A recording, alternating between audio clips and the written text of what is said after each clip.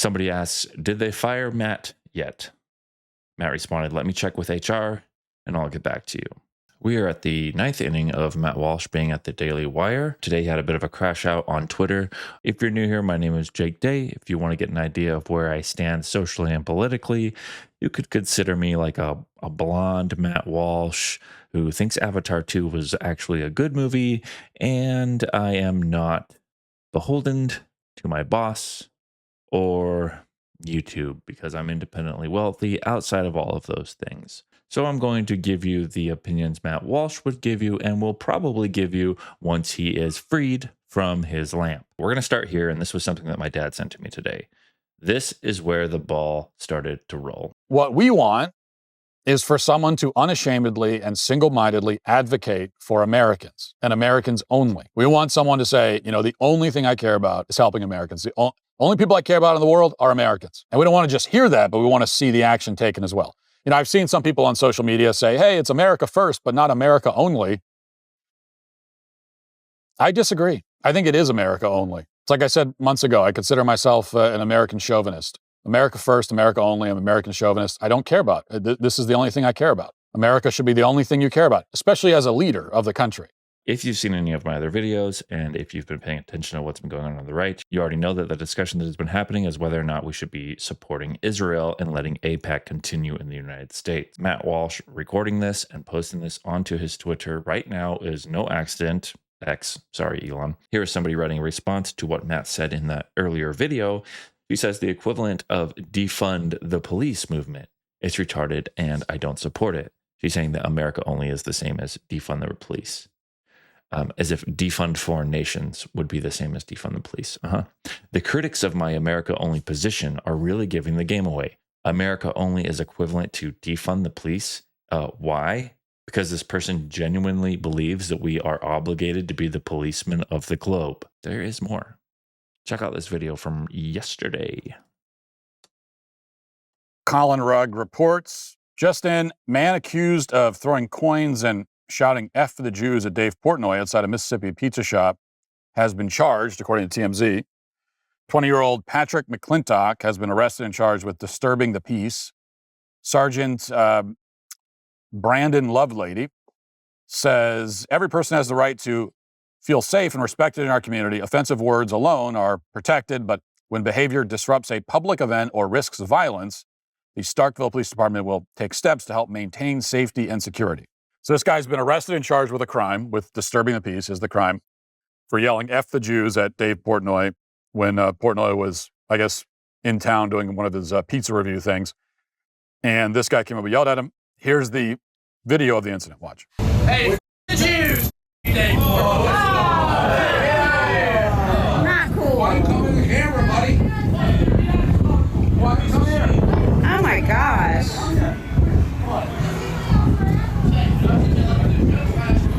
Is that an arrestable offense? Throwing a coin down on the ground and saying F the Jews? Is that an arrestable offense in the United States? If that's an arrestable offense, then if you've been wearing a MAGA hat and somebody says Trump, why are they not being arrested? Where is the standard? What is the rule? And if there is an exception to that rule, who is it for? Seems like Matt Walsh also figured this out. This is not a far-right person. This is Rob Schneider. And Antifa showed up anyway and had a hissy fit over a Rob Schneider event. And their protest / riot went on for many hours, late into the night. But I want to show you one. We'll look at a couple things, but I first just want to show you this. So this is one piece of footage from earlier in the day when the crowd is chanting, and they're chanting about Charlie Kirk, or they're referencing Charlie Kirk. And listen to what they say. Dead, homie! You're dead, homie! You're dead, homie! You're dead, homie! You're dead, homie! You're dead, homie! You're dead, homie! You're dead, homie! No KKK, no fascist USA! No ICE! No KKK, no fascist USA! So just to be clear, if you couldn't make it out, they were chanting, F your dead homie. Obviously referencing Charlie Kirk, who was killed And now they're saying, F him, F your dead homie. Now, as I mentioned, as the night went on, they got more belligerent. They got more and more belligerent about Rob Schneider speaking at the college. And here they are later in the night trying to cross over the barricades that the cops set up. And we could, when you look at this footage, it's indistinguishable from any other Antifa riot over the last decade. It's just the same thing over and over and over again. They're not stopping. They're not calming down. They're not pulling back. They're not moderating. They're not becoming less violent. Not at all. Because why would they? They have not suffered any real consequences. So why would they? So here they are later in the night. Watch this. Berkeley! Fascists out of Berkeley! Fascists out of Berkeley! Fascists out of Berkeley! Fascists out of Berkeley! Fascists out of Berkeley! Fascists out of Berkeley! Fascists out of Berkeley! Fascists out of Berkeley! It sure looks like they're disturbing the peace here, doesn't it? They're chanting, F your dead homie. And you think about that Dave Portnoy video, F the Jews. Here's my question. If we're going to arrest a kid who yelled, F the Jews, why haven't we done? Why isn't that every single one of these Antifa thugs are under arrest right now for yelling, F your dead homie?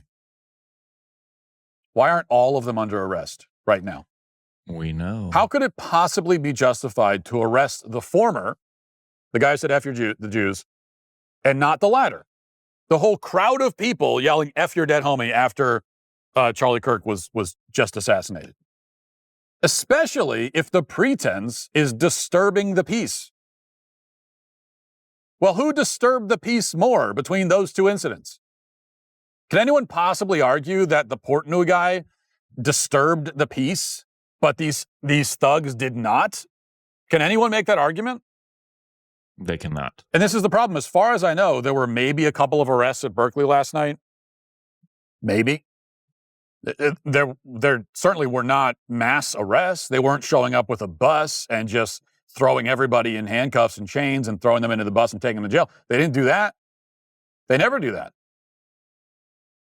And yet this other guy was arrested. So this is the issue. Now, look, I realize it's easy to deflect here and say, well, these are different jurisdictions.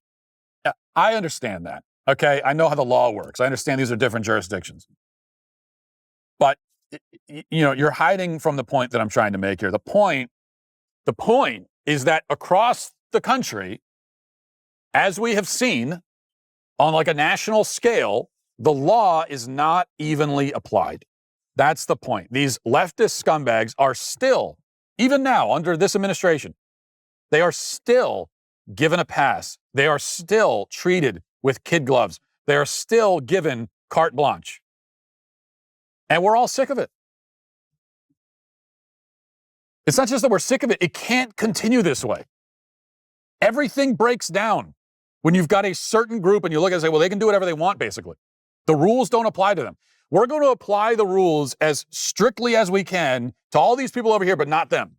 It's not true, because once they were critiquing Israel, once they were writing articles about bombings in Gaza, they were kicked out of this country and they were shut down.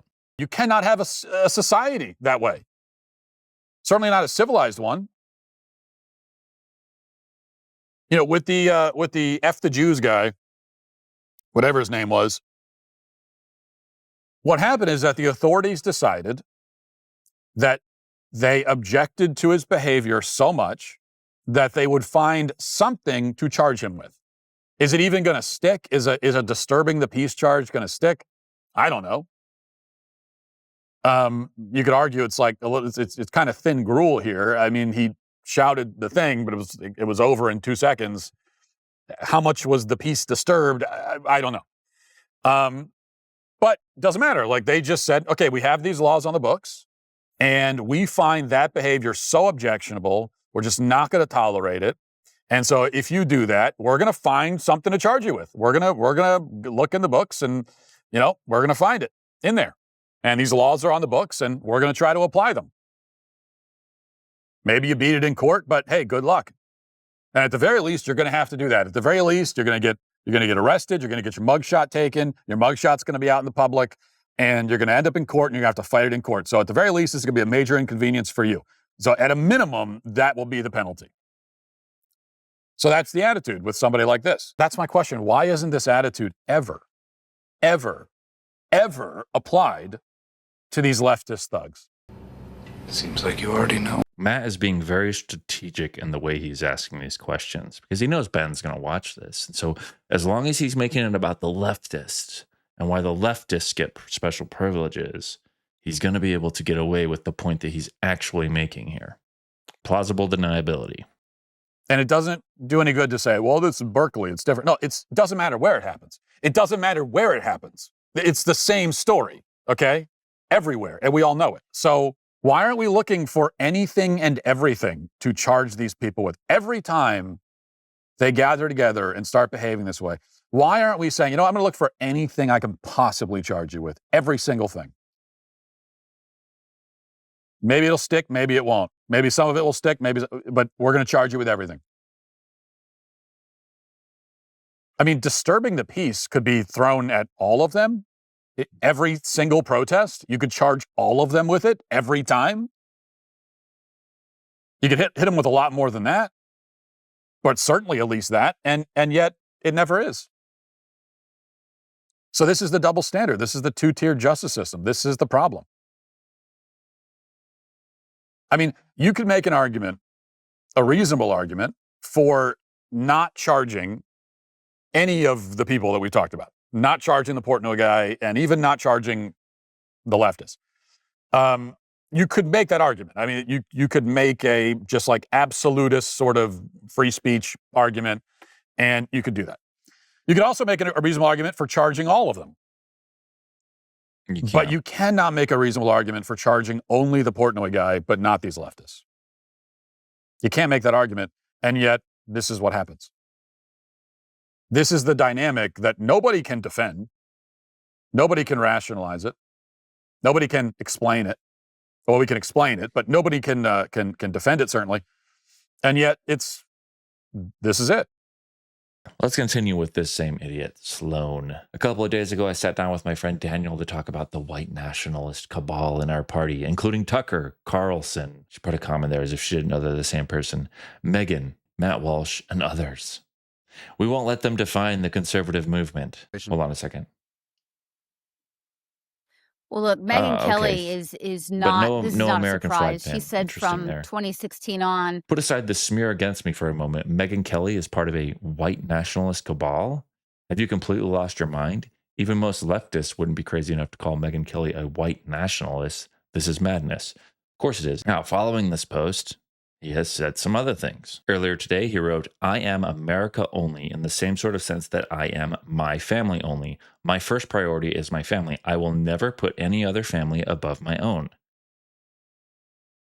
I will help other families only to the extent that it brings no harm to my family.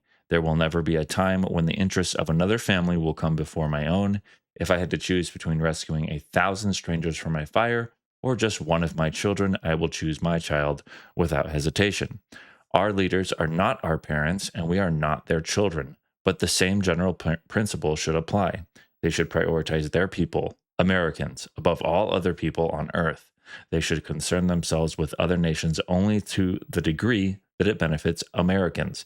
If they could choose between helping 10 million foreigners or one American family, they should choose the American family without hesitation. This is what it means to be a nation, a people, or what it should mean. Of course, there are many people who do not like that Matt Walsh is saying these things.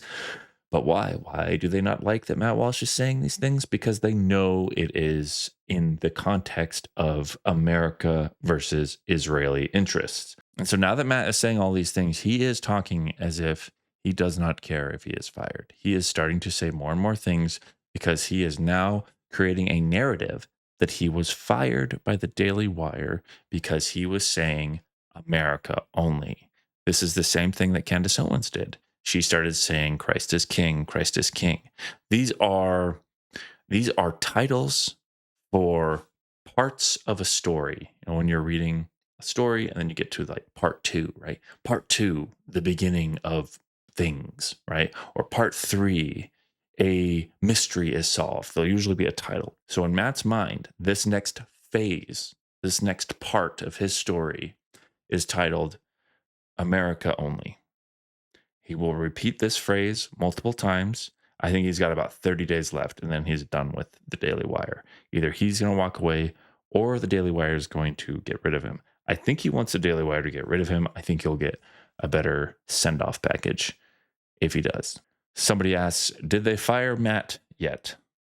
Matt responded, let me check with HR and I'll get back to you. It's top of mind. We are in the end game now.